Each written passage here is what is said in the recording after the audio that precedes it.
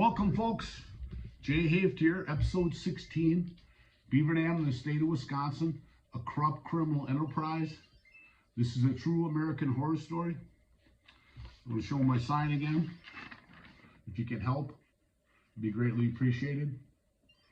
Call some of these folks and tell them what you think. I want to start out with this. This is a newspaper article that I wrote, and the DNR had come out to us and told us that within a 10-year plan that they wanted to remove the buildings downtown on the river and stuff. And a lot of people were concerned because you basically devalued your property to nothing. And that's, I'll show you the article here that I wrote.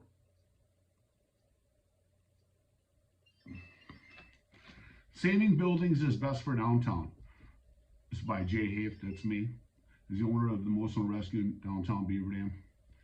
In reference to the Celestial Sense building downtown, there was no blinding that took place. Over 2.5 years ago, I notified Michael Furchow's building was beginning to pull away from mine. They were built together back in 1911. So I took him personally and showed him. For a person who is so committed to downtown Beaver Dam, how could he ignore the problem? Then a year later, I went over and told him again about the issue. I explained to him that if it gets worse and is not addressed, his building could be condemned. Then he made some repairs to patch the major crack, but nothing to address the real cause. Then the fire inspector found the problem, which is hard to see without the proper angle of vision. The inspector told me failure was imminent, so I did work to seal my basement. He wanted me to take everything out and encouraged me to close. So I closed for 3 days and was uncertain of the future of my business. Virgil came over and said he was going to take me to court because my building was causing his problem. I explained to him that he was wrong. Meanwhile, the fire department showed professionalism working with to let me reopen. Then the next I hired Kunkel Engineering to do a study on my building. They did a great job and showed how it was not my building causing the issues. I went out to try and help Virgil. He told me I had 1 minute. Then I explained to him that these two buildings are built together by the same construction company in 1911. It would be very difficult to separate them for this reason. The original thought from the city was the whole back section of Virgil's building would collapse and dam the river. I was talking to Blaine Andler from Beaver Services of Beaver Dam. I actually worked for them back in 1976. I cleaned bricks and then I worked on his crew. I learned that as a steel beam construction, the second floor joists run in opposite directions. This takes some of the fear of total collapse out of the equation. I explained to Virgil that his main goal was to stabilize the situation. I told him to get floor jacks and planks just to stabilize the building. The problem for work in the back was almost impossible because of the lack of cooperation from Alliant Energy. All the power lines are close to the section in need of repairs. I feel if the bricks do fall, they could take out the power lines and may cause a fire or a business interruption. These lines need to be addressed, especially because of the high water in the spring and possible collapse. Then comes the DNR on its high horse. The DNR did a flood study and determined that 6 to 7 buildings are in question. I think they should put the costs and results to the public. I've heard strategies of as many as 11 buildings are in question. By saying this publicly, these taxpayers and employers have no certainty for 10 years, up to 10 years. They have no idea of a timetable. Should they improve their businesses or not? And can they try to sell their businesses when they're eventually be torn down? Who will pay for demolition? Demolition costs to destroy these buildings will be high because of the asbestos, the downtown river, and the location. The DNR said they don't want one brick in the river or else. The DNR sometimes doesn't realize that they work for us, the taxpayers. I would like the DNR to understand the consequences to the business owners' lives and families. They should come and let the owners of the affected buildings know what's going on and give them a timetable. These two buildings, I believe, have historical significance and should be safe for the next generation to enjoy. I want to try to mobilize the public to preserve these historical properties. This city, like many others, faces serious issues. We need strong leadership about the proposed downtown park and riverwalk. It's nice to know they have better plans for property owners' land than the land they already own. This is arrogance. I want to thank all my customers for the business and support, past and present. I just get swamped with calls and questions about this, and I don't know the answers. I'm asking you, the taxpayers, to tell the mayor and the DNR what's going on. So that was an article I wrote. That was before the second flood. And this is the report I had done by Kunkel Engineering. And it basically, says on there that there's no apparent structural cracks in there. They did a nice job. It cost me money. And you could see some of the stuff where his building was starting to sink into the river, basically, because the pillars were washed out. There's some more pictures of that. And there's another picture of his building.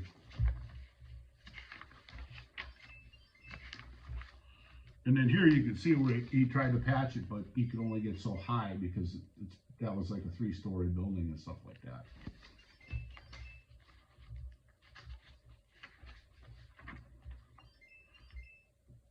And this is a picture where his building was like an L-shaped building, and mine kind of sat in there. You see where they did some repairs on it. So that's basically that. So, and then I want to talk about, I was the happiest man in the world to the most disappointed man in the world. I got a call from HUD. They were investigating this whole thing and stuff like that, and you'll see why, it becomes an issue. But they called me up and said, Jay, we're going to give the city the money to buy your building, pay for all your losses and damages, and give you some extra money for, the inconvenience and stuff, because they didn't follow the laws. And I was so happy when I heard that, and then all of a sudden I went and talked to Mary Ann Shack. Months went by, and she said, "Oh, we got the letter, but it's not gonna happen that way." So this is a letter that I wrote. It's about the Milwaukee and Chicago HUD field offices. Chicago has a field office. They have like 6 states they take care of. Through the long course of time, I've reached out to many. I sent out 50-page packets to many. I first called the Milwaukee field office of HUD to explain the situation, and the lady agreed that some people could go to prison for what has happened in Wisconsin with this case. I had been talking to Department of Administration, Dave Jenkins. They had removed the relocation expert, Jack Sanderson, for a second time. The Milwaukee office had looked at the 50-page packet, and in 1 week, Dave Jenkins called me and stated that HUD Milwaukee was making funds available to the city to purchase my building, pay me relocation and all of my damages, and the restitution or pay punitive damages. The Beaver Dam city attorney told me she saw the letter, but the big problem was all property owners were to be treated very legally, and that's in this addendum. I'll just go over that just a little bit on there. But the big problem was, so the city told me personally they were not interested. Milwaukee HUD office was definitely trying to help me, but they weren't concerned with the fraud or corruption. Just give the city more money. I believe to the fullest extent the Milwaukee HUD office was engaging in this conspiracy in a layered form by harboring or helping to hide the corruption and criminals involved clearly in the cover-up. Chicago field office received a copy of my federal report from Sean Donovan. I originally sent it to him because the Chicago field office, they explained to me that they were just overwhelmed because there was so much fraud and there was only one lady to take care of it all for 6 states. They received a copy from Sean Donovan, stated the investigation. Maureen Thurman was the lady in charge of the Chicago field office for all the corruption. And the Chicago HUD office was in a tough position because Antonio Riley, now head of the Chicago field office, was in charge of Wheaton, Wisconsin at the time all this corruption took place. So I received a call from Maureen Thurman. She stated that she had read all the documents, and every time she read them, it made her cringe. She at first seemed positive. She stated that HUD was going to send an inspection team from the Inspector General to go and investigate the state. I asked her if she wanted more information, and she said no, and I thought that was kind of strange because, I got 500 pages. At this time, I think HUD started to realize of Antonio Riley's involvement in this. So then I talked to her, and again, she said they were not going to send in an investigation team. And then HUD was not going to do nothing because of the cost, she explained. So when I called her, she would not return my calls. So I wrote to Sean Donovan again, and she called me 2 months later and said she was sorry for not returning my calls. She said she was going to request information in the state, including the relocation plans. The state did not send her the relocation plan, and she was not happy with their response. So I had a copy of the relocation plan, which I sent to her, and also wanted documents that provided the assessed value threats, and I did so. After that, she wouldn't return my calls again. So I wrote her another letter to Sean Donovan, and then two months later, she called me back. She then stated she was going to do remote monitoring of HUD's state funds, where she would go into the state's files and investigate the funding. Months passed by, and she stated that she had come to the decision that HUD agency had ruled in favor of my report. And then I'm doing this because I'm eventually going to show you this HUD report. And this is the reason why the city couldn't buy my building, because seller and buyer acknowledge that neither seller nor tenant person will be provided any relocation benefits on it. That if no one would receive more money than their assessed value. So this is a letter from Dave Jenkins. You know, I made a complaint to them. And, you know, it's just like, just might as well just lie your way out of it, kind of thing. It says, although complaint covered a range of issues, it seems to center on a paragraph of the addendum A that's offer to purchase. Mr. Hafe did not accept the offer. His position, proposed purchase by the city, was involuntary. So they were under threats, fear, and ultimatums when they signed it. And then it said 2010, Department of Natural Resources attempted to acquire property in a voluntary sale, but discontinued negotiations. Well, I did sign to sell, you know, and I showed you that on the secretary's letter. According to Ken Johnson, the Wisconsin DNR has the authority to compel owners of structures to demolish and remove the debris. However, at this time, the DNR has not chosen to do so and does not seem to have immediate plans to compel demolition. It says, in general, Mr. Hafe has not accepted offers to purchase on his property because he believes his property is worth $190,000, considerably more than the offers he has received. Well, I showed you in the relocation plan, that's what they got. They have to give you an appraisal. But see, you know, this is their form, you know, and I believe they sent this to HUD too. According to Mr. Ken Johnson, Central Region water leader for Wisconsin DNR has the authority to compel the owners of such structures to demolish them and remove the debris. However, this time the DNR has not chosen to do so, has not seemed to have immediate plans to compel demolition, because they haven't done it in 20 years, and you know, they knew that the city already got paid money for it. And down the bottom it says, this matter has a long history. At least 2 relocations plans were prepared and offered to Mr. Hafe. Well, he explains that there were 2 done. One in the one where they got the 2.7 million. The relocation benefits is most likely a moot, since there was no acquisition, there were no relocation benefits. Yeah. So on this page here, this is page 3 of this letter that he wrote. The offers by the city and DNR to purchase the property were voluntary sale offers. No, they weren't. They were under duress. Mr. Hafe has not accepted any of the offers made by previous parties, the DNR and the city, to purchase his property. You know, and that's another false statement, because I did sign with the DNR and they walked away when I said the truth about the dam. The property has not been subject of a condemnation or involuntary taking. Mr. Hafe moved out of the property approximately a year ago. Further, it appeared that none of the parties, foreign parties, except Mr. Hafe, has a desire to conduct future negotiations. There never were. I showed you in there how Tom says that there's no negotiations. Now, I just wanted to go over this here. This is quick, because I said about this stewardess grant that I'm not sure if they got it, but the way the lady from the Legislative Audit Bureau made it sound like they did. This is from Jim Condon to Stremick Thompson, Laura L.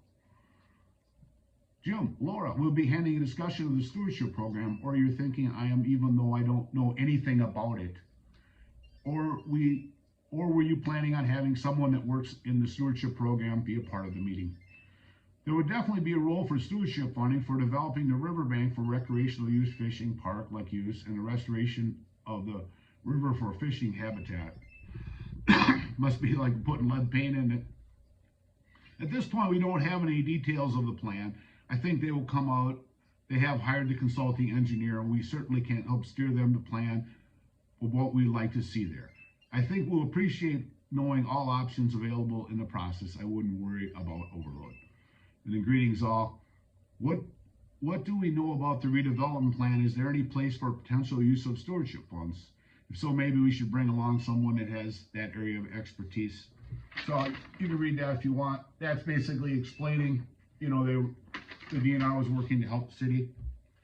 Okay, so this is another email.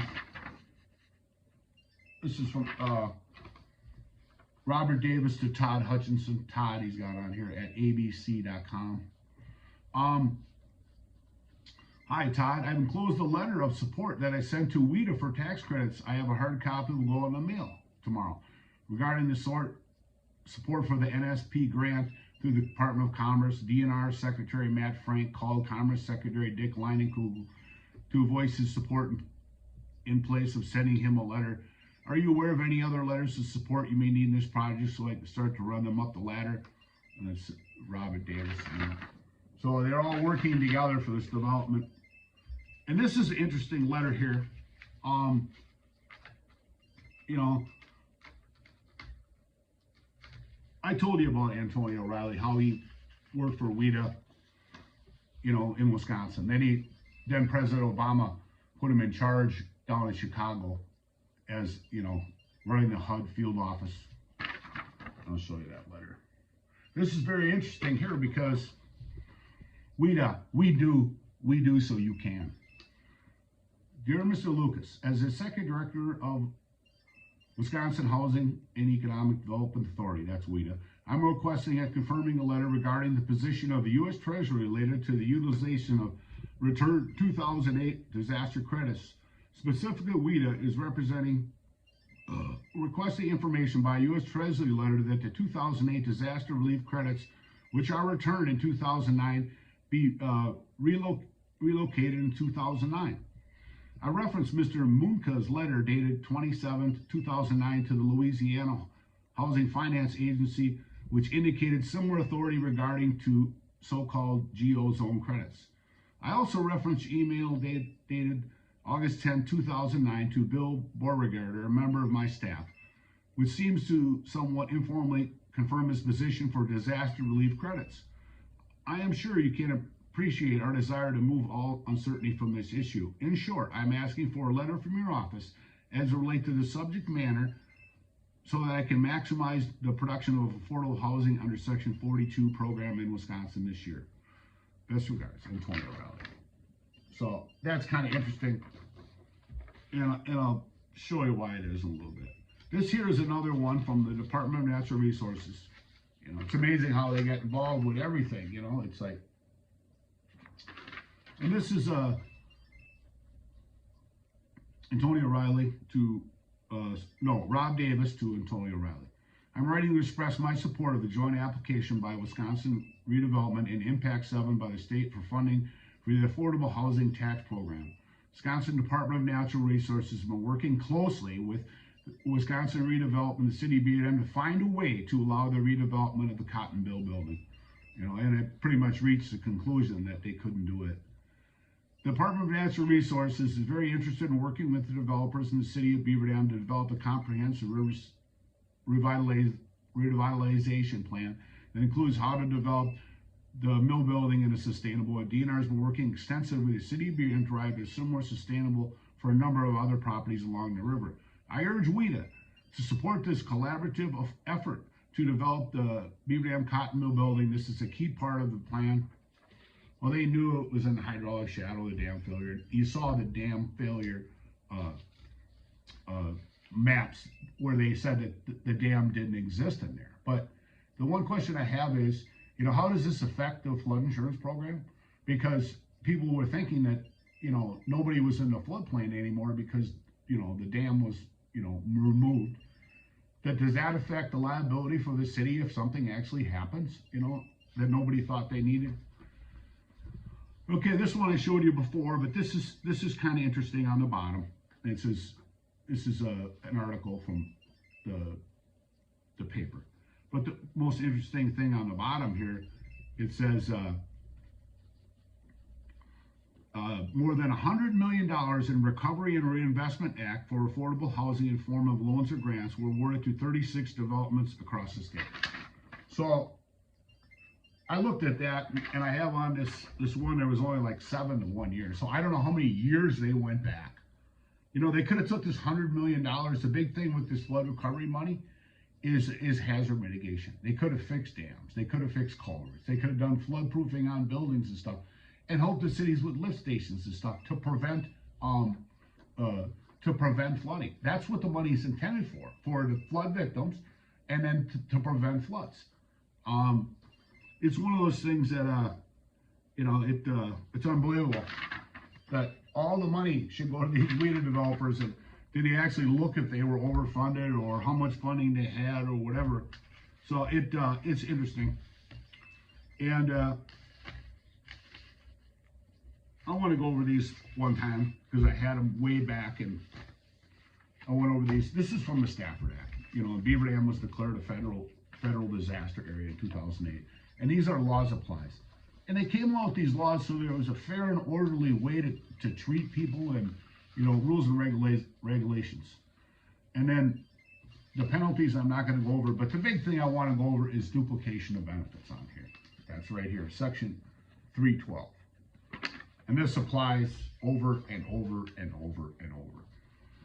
General prohibition. The president in consultation with the head of each federal agency, with Beaver Dam is, because they administering any program providing financial assistance to persons, business concerns, or other entities suffering a loss as a result of a major disaster or emergency. Well, see, the money is supposed to go for flood. I mean, a lot of times it shouldn't even go for new construction. But other entity will receive such assistance with respect to any part of such loss as to which has received financial assistance under any program or form of insurance. So basically, if you receive any kind of funding, any kind at all, that you cannot receive, it would be considered duplicate funding, because there's a lot of people out there that didn't get anything on it, you know. So I showed you this here, where they got, this is how many units they had that year. Like I said, 36 units, and this year they had 1, 2, 3, 4, 5, 6 on here. So it's one of those things that, I don't know how many years they went back, you know, and gave them the money. I mean, it's not going to create any jobs. They're built, a lot of them were built. Maybe some of them were built, you know. I'm not sure, but they were funded pretty good. You know what I'm saying? So it's one of those things that they could have done these other stuff, and it would have created a lot of jobs across the state. Not just kind of like, you know, in my opinion, enrich these people. So this is, I know I showed you this before. This is the mayor's letter from, you know, Dick Leinenkugel. I'll go through that quick. In the bottom part on the bottom, it says, you know, finally, let me stress the importance of timing and project. FEMA's miss of RETA mapping the community.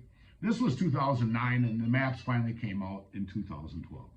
Once remapping is completed, we'll make redevelopment of the building very difficult because its current location on the waterway, because it was inadvertently left out of the floodplain maps for some reason. As noted, the Department of Natural Resources is very supportive of the efforts till the project is permitted to allow development. The DNR and the city are under pressure to get this project started as soon as possible so that the new maps can be adopted. Well, he's saying that they can't adopt the new maps until then. And on the closing, they want a 1.7 million for affordable housing to our original request for public facilities. But the thing about it is the city's asking for this money. You know, so like I said in there, they got the 3.7, the 1.7 went to this building. So this grant, I don't know if you can legally apply for a grant for somebody else, because it's supposed to be used for its intended purpose. And then the million they slipped them, I don't know. But the reason I got back to this is because I wanted to go through these grants again, because Tom's math here, I want him to come on and explain this to us. Because this is where they got the $549,000 grant. Okay. So we got down here what Tom come up, but he's missing this grant. He's missing, they get a developer fee of 12%. It depends upon how many units. I looked at it, and they get 12% of, we'll say $8 million, because that's what Wisconsin redevelopment says on their website. We'll take that. Maybe it costs a little more than what Tom figured. So that's $960,000 in developer fee. You'll see I'm going to show you $1.822 million in one grant, $1.825 million in another grant, the $1.58 million in another grant. So I'd like to have Tom come. Tom, he's so good on the radio and the newspaper. Come on and explain this whole thing to us, because it's a mess. Okay, this is grant activity, and it says Hurricane Ike. That's discovery funding. So you can't get duplicate funding. Okay, so this one here is for $1,822,000. These look closely, but this is the projected start date is 6/5/2008, and the projected end date is 2012. So this one is $1.822 million. These are official legal documents off the Department of Administration's website. So now this one is $1,825,000, and this is Hurricane Ike. This is disaster recovery funds, because that was the whole Hurricane Ike package that they gave out. This one is for $1.825 million. $1,825,000. It's different, and then the dates on it. And this is another grant here. It says for acquisition and demo. Okay, so it's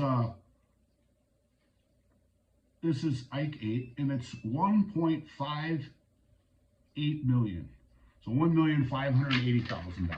So it looks like disaster funding money, and it looks like duplicate funding to me. So this is some of the other stuff that I got. I went on there, and these have these WIDA advisory minutes. Okay, this is like an advisory committee for WIDA. And let's see, in 2009, NEF invested in 39 states with approximate average cost per unit was $200,000. So with all this money, what is the actual unit cost in there? There's 34 units. Even at 8,000 would be somewhere around $260,000 per unit. Once you add all this other money on here, all of a sudden these units come in here. And it says 2008, the flooding and FEMA disaster designation for many of southwestern counties resulted in $40 million in credits annually from 2008 to 2010. So these are off those WIDA minutes. And one of the interesting things about this, I looked at this and I thought, this is the advisory committee for WIDA. Robert Lemke, he's a partner in Wisconsin Redevelopment. How could you be on the advisory committee for WIDA, and then they're the ones that help out in the negotiation or design who's going to get the developments? I thought that was very strange that he's on there. And then this is another one of those WIDA advisory committee. It's a discussion to put a cap on $150,000 per unit, and it says. It said a cap would be put on the developer's fee, that they are too high. Discussion followed on what the developer fee actually pays for. All right, folks, that's that. I'm going to be coming back with more stuff on WIDA and, some more information for you. Because it's amazing how everybody works for WIDA.